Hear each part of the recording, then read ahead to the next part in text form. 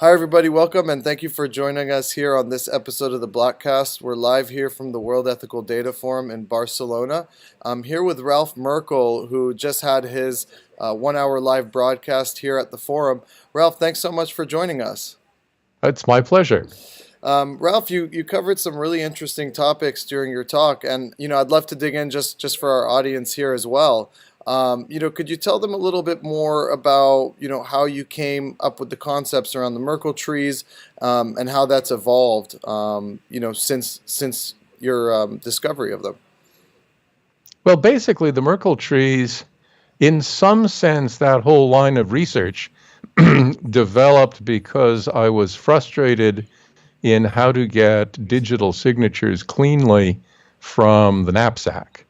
And as I was working on how to get digital signatures, I realized you could use hash functions to get digital signatures. And in the process of developing digital signatures from hash functions, I was forced to develop the Merkle trees because that's how you make a digital signature based purely on hash functions compact. And once I had developed it, I realized, hey, these things are useful for a lot of other stuff. So at that time, I said, I should go ahead and patent this. Interesting. And I went into the patent office and said, hey, we should patent this. This is a wonderful idea. And actually, what's amusing is that the claims for the Merkle tree, you might notice that the claims in the patent are few in number. That's because I wrote them. Oh, wow. That's And not being the usual legal type, I did not, right.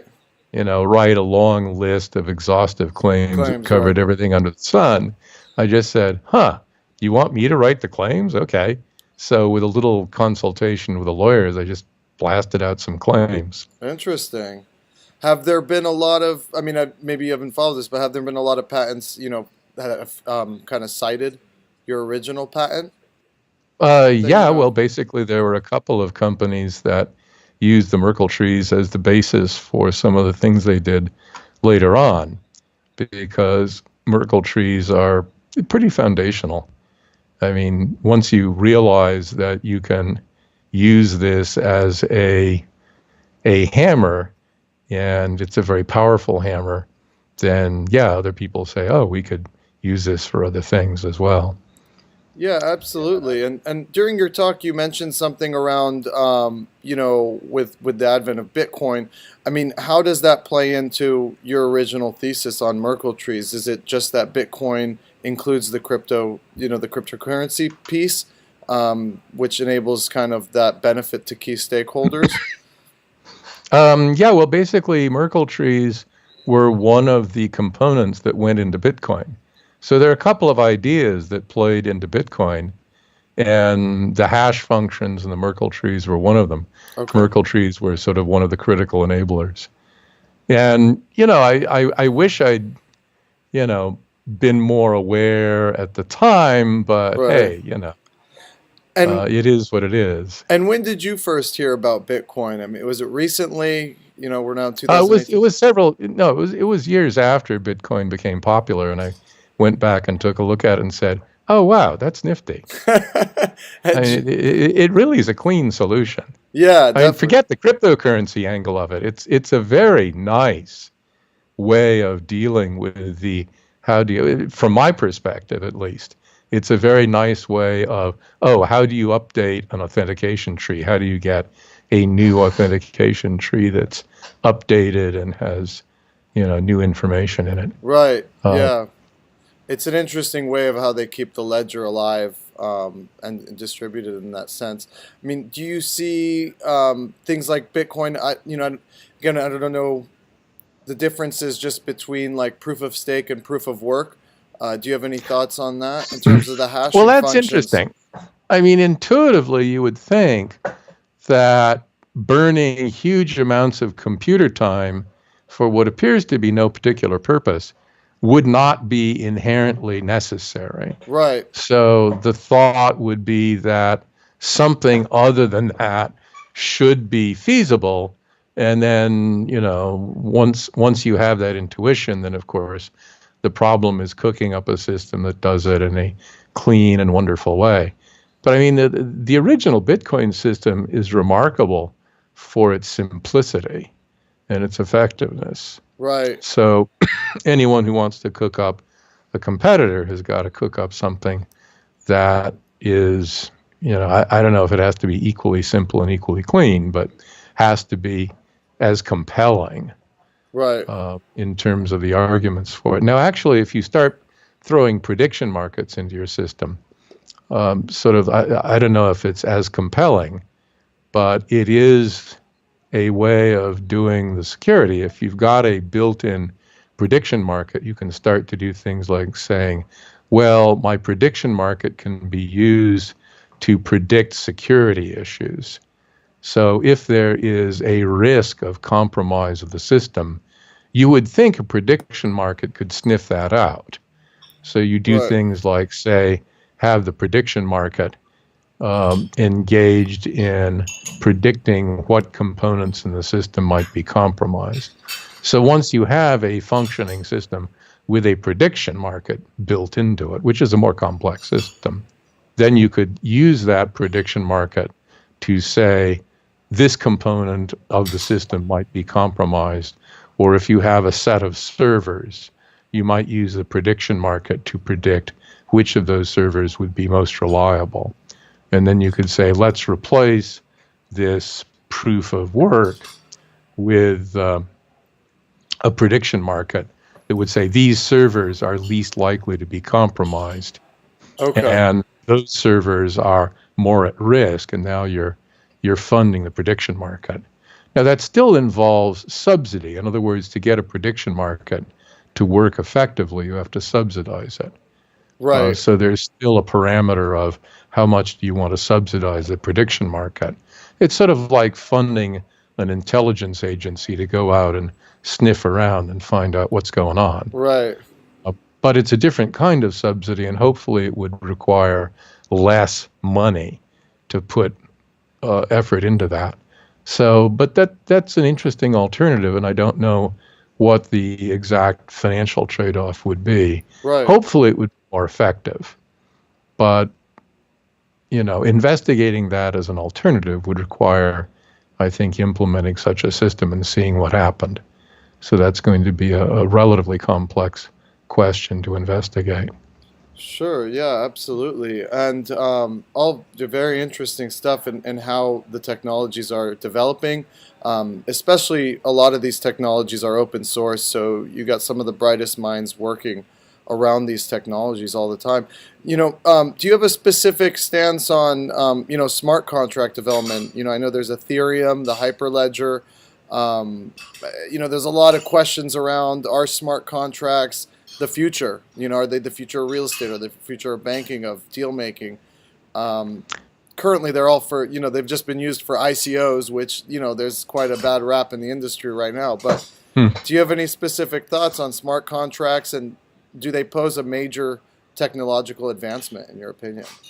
Well, generally, I think all of these ideas of having intelligence in the system seem like good ideas. So generically, I would have to be in favor of them. That said, obviously, you run the risk on any of these new systems that they have bugs. Right. So I would always, urge caution on these systems as they initially come out.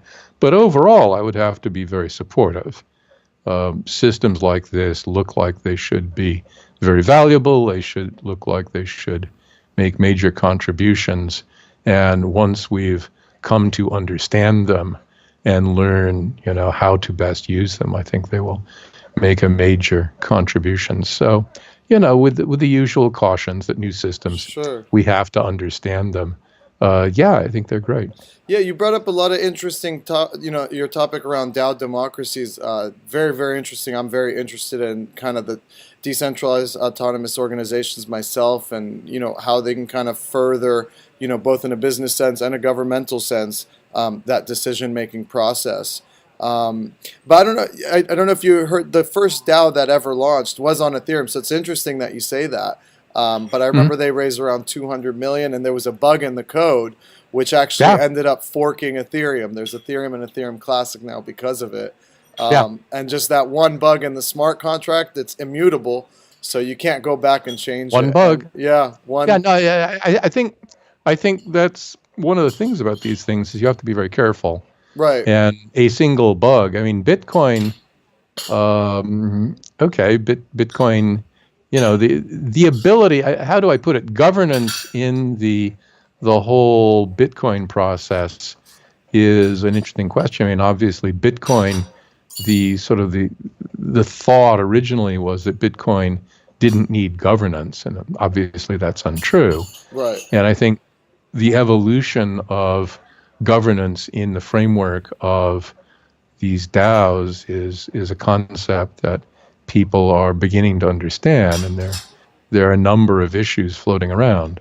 And I think people are beginning to grapple with that, understand it, or have grappled with it, and are beginning to understand it. So we're still early in the stages of it. But right, the bottom line is digitally authenticated information that can be updated is clearly valuable.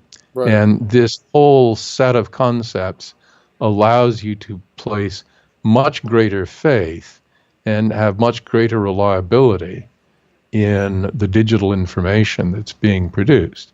Now, do we fully understand all of the ins and outs and all the wrinkles?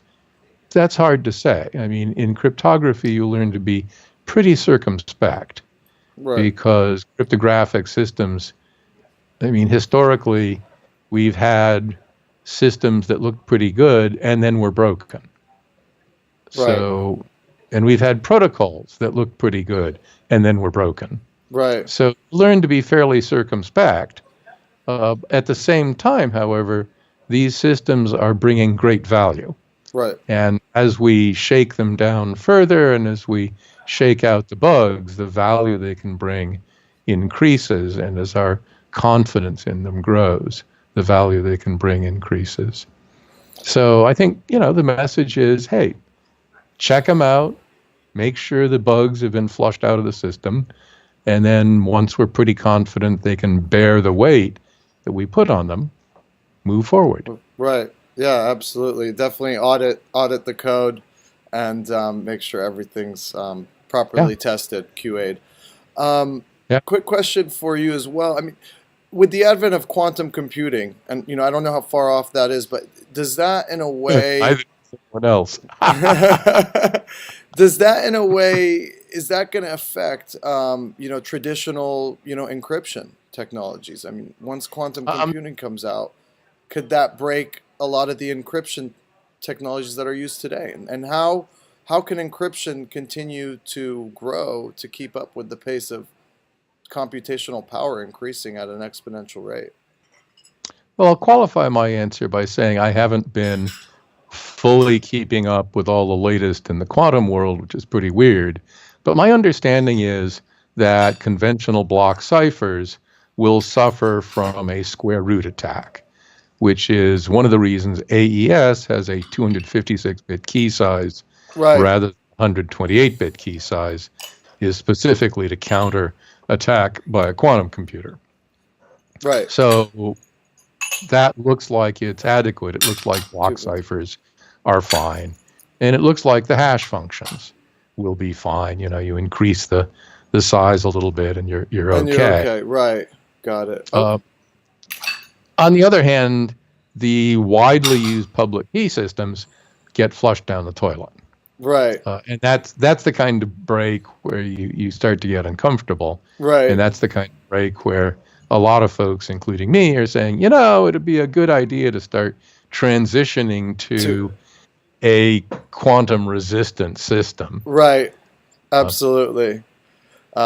That's very interesting. And just yeah, one more note, kind of looking at at the future. Just love your thoughts on this.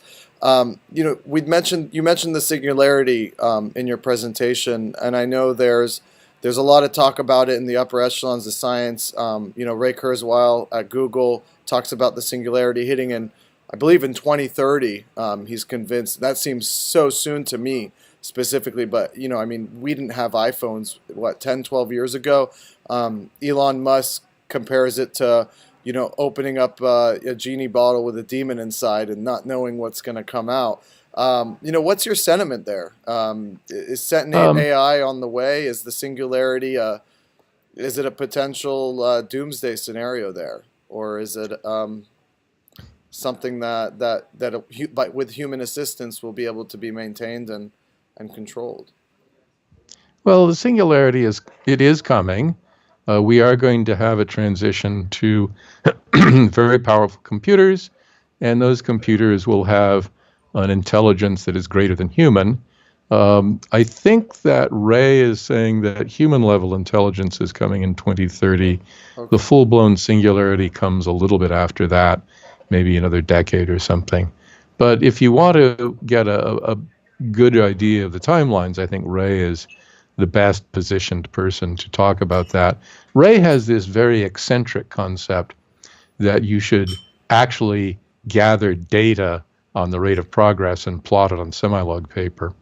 And his penchant for gathering actual data and plotting on a semi-log paper and then extrapolating from that data has gotten him in a lot of trouble. Most people who talk about the future, how does one phrase it delicately, have a tendency of just blathering and don't bother gathering data, Right. uh, which is probably not helpful.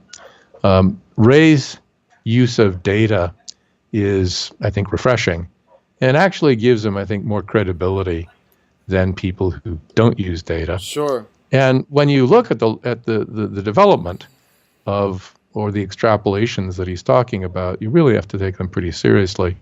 There are cases where the extrapolations just stop. The most famous example of that is the clock speed of computers. You have probably noticed that the clock speed of commercial computers, you go to the store and you buy a computer, it's 3 gigahertz, Right. more or less, give or take a bit. Sure. And it has been 3 gigahertz for a decade or So, more. right. And the reason for that is heat. If you run it at a higher clock speed, I mean, you could run it at a higher clock speed, it's just the computer would get hot and melt. Interesting. So that was on an exponential trend. And if you Yeah. look at the plots, the clock speed was going up on an exponential trend, and then it just hit a wall Right. and stopped. Yeah. So that's an example where, yes, we did have an exponential trend, and then it hit a And wall and stopped. right. But if you look at the other trends in terms of miniaturization and increasing power, those have not hit a wall yet. I think a lot of people are predicting the end of Moore's law. I'm not. I am predicting a transition in technology. So, for example, if you look at integrated circuits are getting pushed pretty hard. And if you think about integrated circuits, and if you think integrated circuits are the final technology, then you start making statements like, well, Moore's law is coming to an end. But if you view integrated circuits as simply a technology and a progression of technologies from relays to vacuum tubes to transistors to integrated circuits, then okay, if integrated circuits run out of steam, that's okay. Then we shift on to the next technology, Right. and we'll keep going on our merry way, because integrated circuits have not hit any fundamental limits that are driven by the laws of physics. They might be hitting limits that are driven by that particular manufacturing process. Very interesting. Yeah. Yeah, it's interesting how, I mean, I always thought, yeah, 3 gigahertz, we hit that, and then it's just, I remember when I was just a young kid, we were at like 233 megahertz, and I got the 400 megahertz system, and that was just this Yeah. thing. Yeah, but after the 2.5, I mean, they're all quite the same. It's just about adding RAM and cores at this point. Yep. Um, Perfect. Well, Ralph, thank you so much for joining us on this episode of the Blockcast. Really appreciate you joining us here at the World Ethical Data Forum, and all your insights and thoughts. And, look forward to seeing you here again next year. Sounds good. Thank you.